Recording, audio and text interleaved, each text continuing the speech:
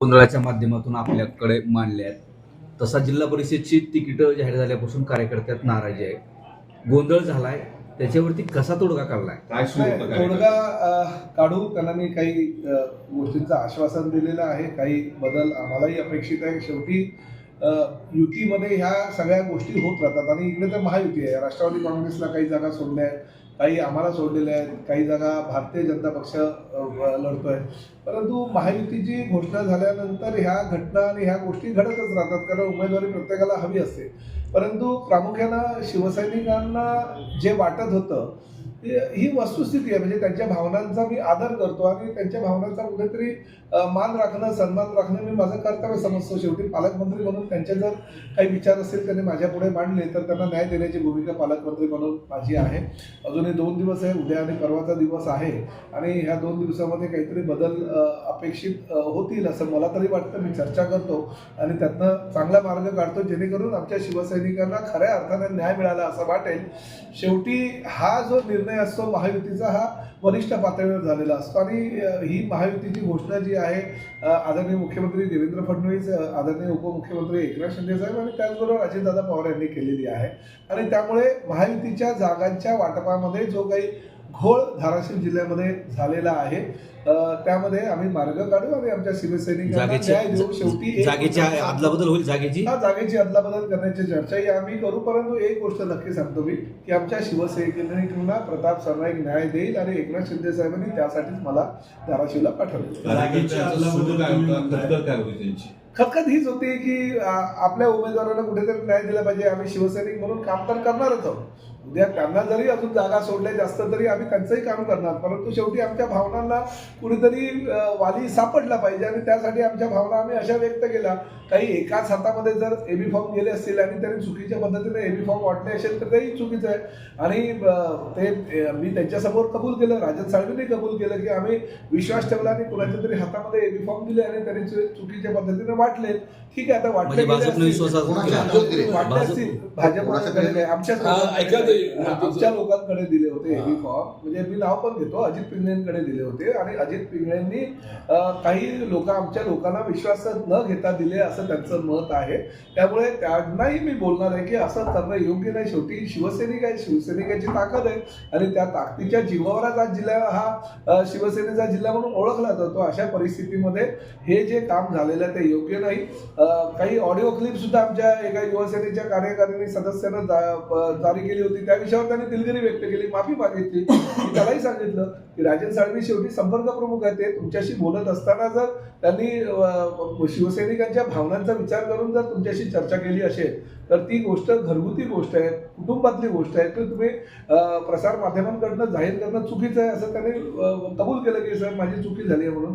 त्यामुळे शेवटी पालकमंत्री म्हटल्यानंतर जिल्ह्याचा पालक असतो, शिवसैनिकांचा पालक असतो आणि ती जबाबदारी मी स्वीकारलेली आहे आणि निश्चितपणे जास्तीत जास्त शिवसैनिकांना न्याय कसा मिळवून देता येईल हे आम्ही प्रयत्न करणार. जागेच्या अदलाबदल तुम्ही म्हणताय त्याच्याबद्दल काही चर्चा झाली काय? नाही, आता तुमच्याशी तुम्ही वेळच दिला नाही ना अजून मला चर्चा करायला.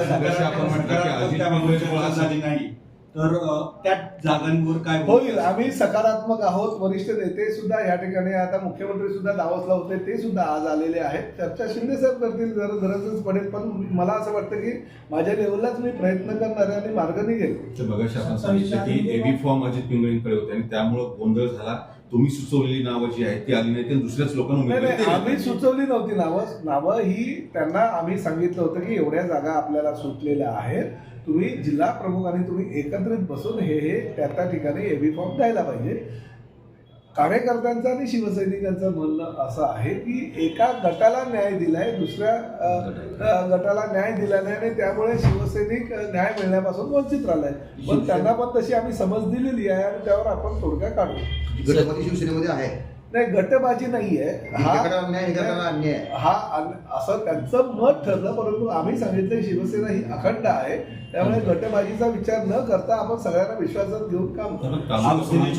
फॉर्म मिळत नाहीये आणि अजित पिंगळे जर दुसऱ्या उमेदवाराला, जो उमेदवार त्या मतदारसंघातलाही नाहीये किंवा त्या गटातलाही नाही आणि तो पक्षाचाही नाही, मग हे असं का करावं? 4 ठिकाणी झाले आता असतात. माझं म्हणणं अजून सगळं निर्णय शेवट झालेला नाहीये. आजचा दिवस उद्याचा दिवस आहे, परवा आपल्याला माघारी घेण्याची शेवटचे दिवस आहे, तोपर्यंत काहीतरी चांगलं निघेल अशी अपेक्षा आहे. शिवसेना पक्ष जिल्हा परिषद पंचायत समिती किती जागा लढवणार आहे माहिती नाही, आम्ही भूम परंड्याच्या सर्व जागा लढतोय, म्हणजे 13 जिल्हा परिषदा आणि 26 पंचायत समिती आणि इतर ठिकाणी 10 जिल्हा परिषदा आणि 24 पंचायत समित्या अशा लढण्याचा निर्णय झालेला आहे. आपण सर्व जागा महायुतीत लढण्याचं म्हणताय, मात्र भूम परंड्यावाशीमध्ये वेगळी परिस्थिती. शिवसेना आणि सर्व पक्ष म्हणजे तिथे सगळ्याच पक्षाचे दिसते. सावंतांना विरोध होतो. म्हणून माझं असं म्हणणं आहे की उद्याचा दिवस अजून आहे आपल्याला. आजची रात्र आणि उद्याचा दिवस आहे, परवा शेवटचा दिवस असल्या कारणानं प्रत्येक गोष्टीला मार्ग निघेल. तानाजीराव सावंत हे महायुतीचा घटक असतील का? हो, 100% महायुतीचे घटक असतील. ते आमच्या पक्षाचे वरिष्ठ नेते आहे. ह्या जिल्ह्याचे ते पालकमंत्री होते आणि प्रामुख्याने ह्या जिल्ह्यातून ते सातत्याने निवडून पण येत आहेत, त्यामुळे ते महायुतीचेच घटक होते. नगर परिषदेला आणि भूम परंड्याकडे तीच परिस्थिती होती. तानाजी सावंत विरुद्ध सर्व पक्ष. शेवटी विजय झाल्यानंतर शेवटी विजय झाला ना, महायुतीचा विजय त्याला म्हटला. महायुतीचा आता विजय त्यांनी महायुतीमध्ये दोन्ही नगर परिषदा निवडून आणल्यात आणि त्यांची ताकद आहे ती दाखवली आणि ते ताकद दाखवून त्यांनी दोन्ही नगराध्यक्ष निवडून आणलेले आहेत. भाजपनं विरोध केला ना त्यांना. महायुतीचा ठीक आहे, भारतीय जनता पक्षाने विरोध केला असेल, पण तानाजी सावंतांनी आपली ताकद त्या ठिकाणी दाखवली आणि दोन्ही नगराध्यक्ष निवडून जर आणले असेल तर हे मान्य करायला पाहिजे की भारतीय जनतापेक्षा त्यांची ताकदही जास्त आहे. ही ताकद आपली इतर जिल्ह्यामध्ये इतर ठिकाणी नाही असं आता वाटतं. हळूहळू आम्ही पुढे करू, कमी आम्ही करतो. वाढवू, आम्ही वाढवण्याचा प्रयत्न करू. विधानसभेच्या निवडणुकांमध्ये आमचे उमेदवार पराभूत झाले आणि त्यामुळे थोडंसं आमच्या शिवसैनिकांचं खच्चीकरण झालं, पण जिल्हा परिषदेच्या निवडणुका आणि पंचायत समितीच्या निवडणुका झाल्यानंतर आमची ताकद ही प्रचंड वाढेल आणि त्याचबरोबर या जिल्ह्याचा विकास करत असताना पालकमंत्री म्हणून माझ्यावर जी जबाबदारी एकनाथ शिंदे साहेबांनी दिलेली आहे ती जबाबदारीची जाणीव ठेवून आम्ही हा जिल्हा परत एकदा पूर्णपणे शिवसेनेचा बालेकिल्ला आम्ही दाखवतो. शिवसेनेच्या चिन्हावर भाजपमधून आलेले जे उमेदवार आता दिलेले आहेत, किती ठिकाणी आपण बदल करणार नाही आहोत? बघा, आता मी असं सांगत नाही शिवसेनेच्या चिन्हावर. बघा, शिवसेनेच्या चिन्हावर लढवलेला, भले तो राष्ट्रवादीतनं आलेला, भाजपामधनं आलेला, उभाटामधनं आलेला किंवा काँग्रेसमधनं आलेला, एकदा आमचा एबी फॉर्म दिला की तो शिवसैनिक झाला, मग त्याला पर्याय नाही. जाण्याचे दरवाजे बंद झालेले असतात कारण एबी फॉर्म त्याला पक्षाचा दिलेला असतो, त्यामुळे तो कुठल्याही पक्षाचा असेल तरी शेवटी एबी फॉर्म म्हटल्यानंतर आमचा शिवसैनिक. साहेब, एक महत्वाचा प्रश्न आहे. अध्यक्षपदाच्या दावेदारीमधून अर्चना पाटील यांना उमेदवारी अर्ज माघार घ्यायला लावलेली आहे. भाजपच्या कुठल्या नावाला शिवसेनेचं समर्थन नाही, असणार आहे? अद्यापर्यंत- अध्यक्षपदाच्या अर्चना पाटलांच्या नावाला असणार आहे की इतर कुठल्या नावाला नाही, असणार आम्ही अध्यक्षपदाबाबत आमची काही चर्चा झाली नाही. पहिलं माझं असं म्हणणं आहे की हे अजून जे 2 दिवस आहेत, आजची रात्र उद्याचा पूर्ण दिवस आणि परवा 3 वाजेपर्यंत आम्ही कुणी माघार घ्यायची, कुणी कुठले फॉर्म ठेवायचे या विषयावर चर्चा करू आणि जी शक्य असेल तेवढ्या जागेवर समन्वयानं आम्ही तोडगा काढू आणि त्यानंतर मग हा निर्णय होईल. अजूनपर्यंत अध्यक्षपदाच्या बाबतीत किंवा उपाध्यक्ष पदाच्या बाबतीत किंवा कुठल्याही कमिटीच्या बाबतीत काही निर्णय झालेला नाही. संभाव्य नाव आलं म्हणून अर्चना पाटलाचं जर नाव आलं तर त्याला पाठिंबा मला असेल. अजूनपर्यंत आमच्याशी काही चर्चा झालेली नाही. असेल पाठिंबा संभाव्य नाव आलं तर जिल्हा परिषद नाही, आमची अध्यक्ष कुठलीही त्या बाबतीत चर्चा आणि झालेली धनंजय नाही. आपलं तानाजी सावंत यांचे पुतणे धनंजय सावंत पण स्वतंत्र लढतायत अपक्ष. शिवसेनेचेच नेते. काय बोलणं झालं किंवा नाही, माझं काही त्यांच्याशी बोलणं झालं नाही आणि मी शक्यतो कुणाच्याही कौटुंबिक वादामध्ये मी पडत नाही. कौटुंबिक वादाचा फायदा पक्षासाठी घेणाऱ्यांपैकी मी नव्हे, त्यामुळे त्यांचं ते कुटुंबातलं वैयक्तिक आपल्याच पक्षाचे युवा सेनेचे जिल्हा प्रमुख गणेश जगताप यांची उमेदवारी डावलेली आहे, काय सांगाल सर? नाही, आता बघू ना, 2 दिवस आहे. 2 दिवसामध्ये काहीतरी आपण निर्णय चांगला तसा होईल आणि शिवसैनिकांना सर्व न्याय कसा मिळेल यासाठी मी प्रयत्न करतो. शिवसेनेचा अध्यक्षपदावर काय दावा असेल? नाही, अद्यापर्यंत त्या बाबतीतला निर्णय झालेला नाही, परंतु जो काही निर्णय आहे तो वरिष्ठ पातळीवर माननीय मुख्यमंत्री आणि दोन्ही उपमुख्यमंत्री बसून या ठरवतील. निवडणुकीच्या निकालानंतर पक्षीय पातळीवर किंवा पक्षीय स्तरावर काही बदलाचे संकेत आहेत का किंवा काही बदल अपेक्षित आहेत? अद्यापर्यंत तसं काही ठरवलेलं नाहीये. 5 तारखेला ज्या निवडणुका होतील, 7 तारखेला त्याचा रिझल्ट लागल्यानंतर जर जिल्ह्यातून आम्हाला योग्य प्रकारे जर चांगला रिझल्ट आला तर काही प्रश्नच येणार नाही. ज्या पद्धतीनं नगर परिषदेमध्ये चांगले रिझल्ट आले तशाच पद्धतीने जिल्हा परिषदेमध्ये यावे ही आम्हाला अपेक्षा आहे. त्यामुळे बदल करण्याचा अद्याप तरी काही विचारच नाही. शिवसैनिकांचा असा एक सूर आहे की निवडणुकीच्या निकालानंतर भाजपला अनुकूल असलेला शिवसेनेचा जिल्हा प्रमुख केला जाईल, जेणेकरून हे असे जे वाद होत नाही आहेत, हो, हे किंवा वाद- निर्णयात्मक- आता मला एक गोष्ट सांगा, चिन्हावर आमच्या लढणार, विधानसभा आमच्या चिन्हावर लढणार, शिवसैनिक म्हणून काम करणार, परत भाजप आणि उगाच कोणीतरी शिक्का दिला मारला म्हणून तो काही भारतीय जनता पक्षाचा झाला का, असं काही होत नाही. सत्तेच्या लाभामध्ये जे नवीन आलेले आहेत उमेदवार त्यांना संधी मिळेल की मूळ शिवसैनिकांना मिळेल? नाही, शेवटी तर नवीन जुना हा आम्ही भेदभाव करणारच नाही. पण मला जर तुम्ही विचाराल तर 100% आम्ही सर्वसामान्य शिवसैनिक जो धनुष्यबाणाच्या चिन्हावर लढलेला आहे त्याला संधी मिळेल असा प्रकारचा मी आहे. साहेब, एक प्रश्न असा आहे की शिवसेनेत बंडखोरी शिवसेनेच्या नाराजीची चर्चा होती, शिवसेनेच्या गोंधळाची चर्चा होती, भाजपमध्येही नाराज आहेत, भाजपमध्ये निष्ठावनाला डावललं गेलेले, त्याची काही चर्चा कानावरती आली आहे का किंवा त्या मित्र पक्षांनी काय आपल्यावर चर्चा केली आहे का? किंवा विकासाच्या मुद्द्यावरती ही लोक काही नाही, विकासासाठी माझ्यावर कोणाशी संपर्कात चर्चा झालेली नाही. मी फक्त माननीय मुख्यमंत्र्यांशी आणि माननीय बावनकुळे साहेबांशी चर्चा केली. तेव्हा ही लोक विकासाच्या मुद्द्यावर आपल्याशी संपर्कात नव्हते. नाही, विकासाच्या मुद्द्यावर निवडणुकीच्या आधीच आमची चर्चा झाली होती आणि विकास घेऊनच आम्ही पुढे जाणार आहोत. लोकी येथे तानाजी सावंतांनी मेळावा घेतला होता. त्यावेळेस त्यांनी मुंबईच्या नेत्यावर पण टीका केली, ते प्रत्यक्षपणे तुमच्यावर पण होती.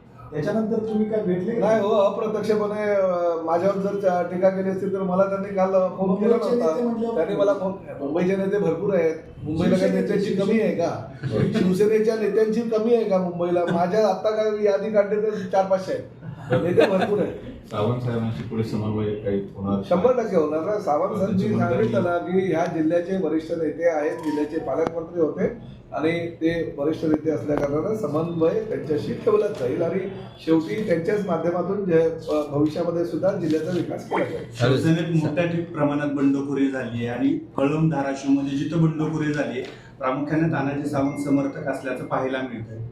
समर्थक हा कोणाचा वैयक्तिक नसतो, समर्थक हा फक्त शिवसेनेचा असतो. ही बंडखोरी कशी रोखणार? आपण आहे ना, म्हणून सांगितलं 2 दिवस आहे आपण. साळवे साहेबांशी पण बैठक. राष्ट्रवादीचा एक प्रश्न आहे. नाही, बोला का? नाही, तुमच्यावर आरोपाला उत्तर दिलं पाहिजे साळवे साहेब. मला एक मिनिट या विषयावर मी बोलतो. कला केंद्राच्या बाबतीत मी अजूनही कायम आहे, माझी भूमिका ठाम आहे. मी ताबडतोब, मला काही मेसेजेस आले होते, ताबडतोब ते मेसेजेस मी जिल्हाधिकाऱ्यांना पाठवले. कुठल्याही परिस्थितीमध्ये ज्या ठिकाणी चुकीच्या पद्धतीनं काही कामं चालू आहेत, एकही कला केंद्र अशा पद्धतीनं जे चालू असेल कामं चुकीचं, ते एकही कला केंद्र मी चालू होऊ देणार नाही. देशात छुप्या पद्धतीनं काही प्रकार सुरू आहे असल्याचे नाही, छुपे असू दे नाही तर खुले असू दे, मी पोलिसांना सांगेन. तर उद्या तर झेंडावंदनाचा कार्यक्रम संपल्यानंतर पोलीस SP आणि कलेक्टर दोघांना मी स्ट्रिक्ट वॉर्निंग त्या संदर्भात देणार आहे. काही कला केंद्र बंद केलेली आहेत, परंतु त्याला सील लावण्यात आला. त्याचाच फायदा घेऊन बॅकडोरनं काही तेच सांगतो मी, बॅकडोर असू द्या नाही तर ओपन डोर असू द्या, कुठल्याही डोर मधनं कला केंद्र हे चालणार नाही आणि सर्वसामान्य धाराशिव जिल्ह्यातील तरुणांचा जीव आम्ही त्यामध्ये वेठीस धरणार नाही. मध्यंतरी अशी एक चर्चा आली होती याच कला केंद्राच्या अनुषंगाने काही पक्षीय पदाधिकारी सुद्धा काही कला केंद्र सुरू करा की काही बिलकुल नाही. शिफारस वगैरे कोणी घेऊन आले? शिफारसीनं आपण काय केराची टोपली दाखवणार. साळवे साहेब, आपल्यावरती जे शिवसैनिकांनी जे आरोप केलेले आहेत, मुळात तिकीट वाटपात गैरप्रकार केला किंवा तिकीटं आपली जी आहेत ते आपण राणा जगजितसिंह पाटील यांच्या आमदाराकडच्या हस्ते केली, या आरोपात नेमकं काय तथ्य आहे? आणि नगरपालिकेला सुद्धा असेच आपल्यावरती आरोप केलेले आहेत. तुम्हाला प्रत्येक टार्गेट का करावं किंवा दोष तुमच्यावरच काय? शिवसेनेचे मुख्य नेते एकनाथ शिंदे साहेबांनी मला धाराशिवचा जिल्हा म्हणून जबाबदारी दिल्यानंतर नगरपालिका निवडणुकीच्या वेळेला सुद्धा आम्ही एकत्रपणे एका विचाराने काम केलं. ते आपलं यश पाहिलं. 4 भाजपाचे आले, 4 शिवसेनेचे, 8 नगरसे निवडून आले. 100% यश या जिल्ह्यामध्ये आपल्याला मिळालं. या जिल्हा परिषदेच्या निवडणुकीमध्ये सुद्धा शिवसेना भाजपाची युती झाली. त्या युतीच्या वाटपामध्ये त्यांना काही जागा, काही आम्हाला जागा, आणि त्यानंतर त्या क्लिपमध्ये माझ्यावरती आरोप केला की सकाळी आमच्यावर होते आणि रात्री बसले. तसं नाही आहे. शिवसेना भाजपा युती झाल्यानंतर चर्चेकरता बसणं काही गरज नाही आहे. आणि मी मान्य करतो की शिवसेनेचे आम्ही 3 जण, म्हणजे उपनेता ज्ञानराज चौगुले, आमचे विधानसभेचे इथले प्रमुख म्हणून अजित पिंगळे, मी स्वतः, तसे भाजपचे पदाधिकारी आमच्यावर बसले आणि चर्चेच्या अनुषंगाने वाटप झालं.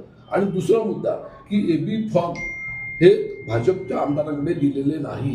आता सरनाईक साहेबांनी सांगितल्याप्रमाणे आमचे AB फॉर्म विधानसभेचे प्रमुख होणारे अजित पिंगळेंकडे दिले होते. त्यांच्या माध्यमातून ते AB फॉर्म दिलेले आहेत. भाजपच्या आमदारांकडे AB फॉर्म दिलेले नाही, हे स्पष्ट सांगतो तुम्हाला मी. त्यामुळे आता सविस्तरपणे उत्तर आपल्याला सरनाईक साहेबांनी दिलेलं आहे. AB फॉर्म देतात त्याची जी घडामोड होती तर ते फॉर्म जे आहेत ते भाजपच्या काही पदाधिकाऱ्यांनी ते दाखल केले. आपल्याला त्यावेळेस शिवसेनेचा कुठलाही पदाधिकारी AB फॉर्म घेऊन स्वतः किंवा इतरांमार्फत हजर नव्हता. असं नाही आहे. त्याचे व्हिडिओ सुद्धा आहेत साहेब. ज्या नावांची चर्चा तुमच्या तिकीट देण्यासंदर्भात झाली त्या व्यक्तींना योग्य व्यक्तींना AB फॉर्म मिळालेले आहेत? ज्यांना जबाबदारी दिली होती त्यांनी त्या ठिकाणी AB फॉर्म दिलेले.